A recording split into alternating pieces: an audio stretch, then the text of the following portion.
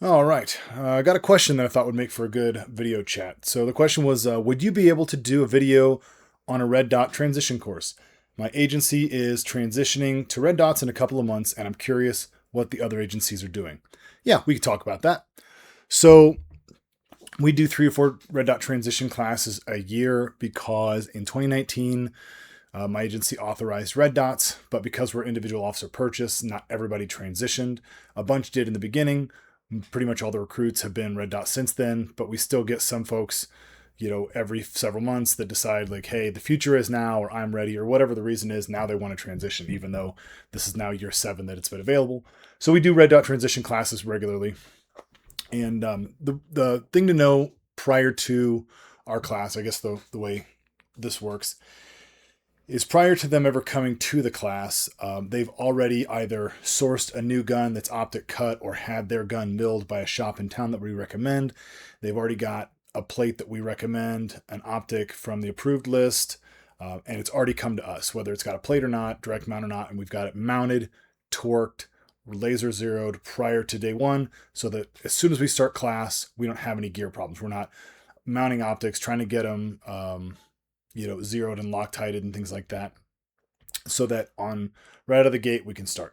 Day 1, hour 1, we set up a bench rest type situation, and we do a zero. We get their guns zero. They're usually pretty close with the laser zero that we use, but this gives them the opportunity to adjust it and gets them some time behind the dot, getting it zeroed up. Pretty quick after that, we get into how important vision is, the fact they've got to shoot with both eyes open, what target focus really looks like. We do some vision awareness drills, showing them what target focus looks like, what non-target focus looks like, kind of having them do it intentionally wrong, back and forth, so that when they're doing it wrong, it's apparent, and when they're doing it right, it's very apparent. Then we get into building an index. We show them how important that is, because most iron sight shooters don't actually have a very well developed index. Because with iron sights, you can kind of steer the irons into place as you come up, and like it'll arrive where you need them to, as opposed to looking at a spot and having them arrive already lined up on the spot you're looking at without any kind of steering. One is a strong index, one isn't, and with irons, it's difficult to tell from the outside looking in, but with a dot, it's much more apparent. So those that have got a strong index with their irons generally don't struggle to build an index with a dot. Those who don't, takes a little more time, but we show them how important an index is, and we stress the idea that, like, hey, you've just got to be able to look at a spot and have that dot show up. There is no finding the dot. Like, we put that to bed right away. So once we work index, both from kind of like grip already built and also out of the holster, we move on to things like one-shot return. How does the dot leave? How does it come back? We work through things like input. Sometimes we'll use bucket drills, like the bucket target that I've talked about in other videos, to help diagnose additional input. And we just do a bunch of one-shot return, having them understand, I look at the spot, the dot comes back, it's going to leave the window, but you just got to get comfortable with the idea that I stare at the spot and it's going to come back. There's no way that I'm going to hold on to this gun and keep the dot in the window with my eyes the whole time. Like, that's just not going to happen. So once we've got one-shot return handled, we pretty quickly move into reactive shooting. And we work through all the different types of conformations. I've done a video on what that sounds like. We also do predictive shooting, take them through doubles. We want them to understand, hey, this is not an engagement strategy, but this is where the extreme tests of your grip and your vision. If you're doing everything correctly, your grip and vision will hold up to this, and you can stack rounds more or less about as quickly as you pull the trigger. But essentially what we're doing is looking to break them down. Like, where does it fall apart? What can we work on? Then we go back to reactive shooting some more, just to kind of cement that idea in. We'll spend a little bit of time with parallax. Modern optics don't have much parallax, but what we want them to understand is, as long as the dot is somewhere inside the window, and that dot is over the acceptable part of the target, whether it's all the way to the right, all the way to the left, all the way to the top, all the way to the bottom, doesn't really matter. The bullet will hit more or less where they're pointed, where the dot is, and they don't need to freak out about the fact that it's not perfectly centered. Now, the better their index is, the more time behind the gun they get, the more often the dot's going to be well centered in the window. But in the meantime, we just want them to understand that as long as the dot's in the window and it's over the acceptable part of the target area, it doesn't really matter if it's high, low, left, right, inside the window. Once we get through that, we do a little bit, we just touch on manipulations like reloads and malfunctions, because for iron sight shooters, they now have this big optic in the window where they're used to grabbing the gun. So we just talk them through kind of like, hey, how do I grab onto the slide without necessarily just laying hands all over the optic, pushing buttons, changing my brightness settings if it's not locked out, or potentially, how do I run the gun from the front? We touch on that briefly, and then we get in transitions. We work a transition progression on vanilla transitions kind of on the same focal plane, working through several different progressions, building up to, multiple shots, transition, multiple shots.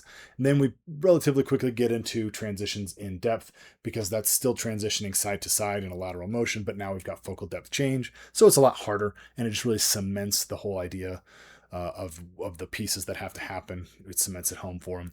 When we do that, we take away any visual references on the target. So it's like a blank target, or blank USPSA target with no visual reference, like the black focus spot, or like a white 8.5 by 11 on our photorealistic targets with no black focal spot, because we want them to have to do the hard work of getting their eyes to that far target that's 20 yards away, pick a spot, fire the shots, and then get their eyes to this close target, pick a spot on this 5-yard target, things like that. So once we work through transitions in depth, we do some more reactive shooting at distance, 25 plus yards, just to get them more comfortable with shooting from far distances. Most law enforcement officers, a lot of times they don't shoot from any farther away than 25 yards. So we kind of want to build confidence there, dispel the, oh my gosh, it's so far away myth, get them comfortable with the competency and capabilities of the red dot. And that's pretty much the end of day one. We come back for day two. We start right off the bat with some sort of cold metric, like cold shooting right out of the gate. Want to see where they're at. Sometimes we'll use our state post test because everyone shot it before. It's a test they're familiar with. They understand it, so I don't have to spend a lot of time explaining it, although it is relatively easy, but they understand where they're usually at on it, and so they can see if they've improved, if the red dot's making a difference. If it's a really strong class, I'll pick a more challenging metric just to kind of see how that goes. But I like to start them off shooting with some sort of assessment in the beginning. Then after that, we'll pretty quickly revisit reactive and predictive shooting. Want to see what the improvement is. For some reason, probably the sleep cycle that's happened from the day before to now. Just sleeping on it, having not trained it anymore, like done any extra training overnight or anything like that, but just the difference between they tried it the day before, they've slept now, and now they try it the next day. It tends to improve some. Not like crazy amounts, but it tends to be better the second time around after they've slept. I don't know why that is, but we do seem to see some improvements and a lot more like light bulbs going on. After that, we work a little bit on one-handed shooting, strong hand only, weak hand only, really kind of focusing on what the index needs to be, because it can be a little bit odd without the second hand. Recoil can be a little bit different as well, but generally we want them to understand, like, hey, look where you want the dot to appear. The dot should show up there. You pull the trigger and just let your brain and your eyes do all the work to bring the gun back for you. And then we talk about kind of like, hey, when you're doing it with your dumb hand, the index can be a bit of a challenge, and the only way to fix that is going to be in dry fire and getting a lot of reps on it. And we kind of preach that throughout the entire program, that, hey, this is a 20-hour program. It's 2 10-hour days. We're going to show you a lot of information, but the habits that you need to build are going to be done on your own at home. And we show them a lot with dry fire. We show them how to do index building with dry fire. We show them how to do transitions with dry fire. It's because really and truly, 20 hours isn't enough. They're going to have to do some work on their own. So once we get through one-handed stuff, then we work a little bit with low light. The crux of low light is showing them how to set an appropriate brightness level that will serve them through all lighting conditions throughout a shift. The easy way to do that is you go up to like a white backdrop, whether it's a white wall, a white target backer, doesn't really matter. Stand 3, 4, 5 feet away, turn your weapon mounted light on, like all 1,000 lumens of it. And then you set your dot brightness so that it is visible, but not washed out and not overpowering in that weapon mounted light on the white backdrop. If you do that, that dot now will be completely visible and show up nicely outside in the bright shining 12 o'clock noon sun, and it will serve you everything from there all the way through dusk, different lighting conditions inside, all the way down and into and including like going into a blacked out tweaker basement with tinfoil all over the windows. It won't be ideal in all the lighting conditions, but it's not going to be washed out or too bright for any of those types of conditions. And so that's kind of a nice way to set yourself up. So you're not having to play dot bingo trying to adjust your brightness of your dot in the middle of a situation, which is not where you want to be. Then we spent some time with cover, getting them used to shooting through ports and around ports. Obviously, with this thing sticking up here, anybody who shot dots long enough has probably caught it on a port once or twice, caused a malfunction. We want our officers to be aware of that. And we also want them to understand that the index, like the relationship between their shoulders, the gun, their face, like that relationship is super key to building their index. And if they try to get down and work through a low port or around some sort of piece of cover and they scrunch their hands up and do all kinds of weird stuff that they're not used to, they're not going to have an index and the dot's not going to be there for them. So they need to protect the relationship between their shoulders, the gun, and their face, kind of keep that relationship as normal as possible as they work around through different types of cover. And that's the whole point of doing the cover work. Then we shoot some bill drills and some retreating bill drills. We want to get them used to shooting a moving sighting system and off the draw, getting familiar with the idea that, like, hey, I'm just going to shoot a flash of color as soon as it shows up. I'm sending it. I'm not going to let the dot settle. Get them comfortable doing that. Then we work through some dot failure pieces, what to do if the dot electronically fails, which we don't see a lot of. Usually it's they didn't change the batteries. Or what do we do if something's occluding the front? This is not really a big deal for them because we occlude their dot a bunch on day one. What do we do if the back is occluded? We show them how to use the housing to index and kind of align, and we do like an index style shooting. And then we also put water on the lenses and get them used to shooting when there's water, snow, some sort of, moisture that kind of fouls up the dots a little bit, which, no surprise if you've ever tried it. After round 1 or 2 with the recoil, the slide, all that crap comes off, your dot shows back up and you're right back in business. It's not a big deal. After that, we spend the rest of day 2 basically working on movement, shooting on the move, aggressive movement, mounted and unmounted, both forward and backwards and laterally. And we just kind of hammer the rest of that. Maybe we'll do some bar hop. Just kind of depends on the strength of the class.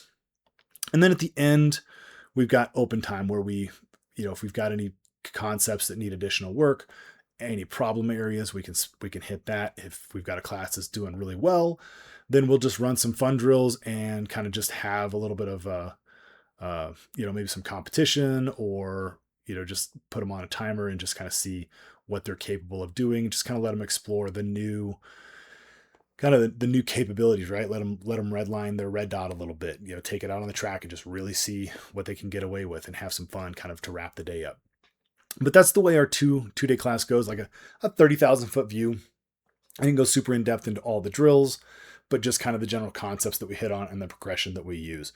It's essentially more or less the same way we build our recruit classes, but we do that over 12 weeks, and this is condensed into 2 days, but it's more or less the same style of progression. So if you got any additional questions about it, or you want something else covered, just drop them down below. Otherwise, I'm supposed to say like, share, subscribe, all that other nonsense. So if you feel like it, cool. If you don't, also cool. Take care, everybody. Hope that helps.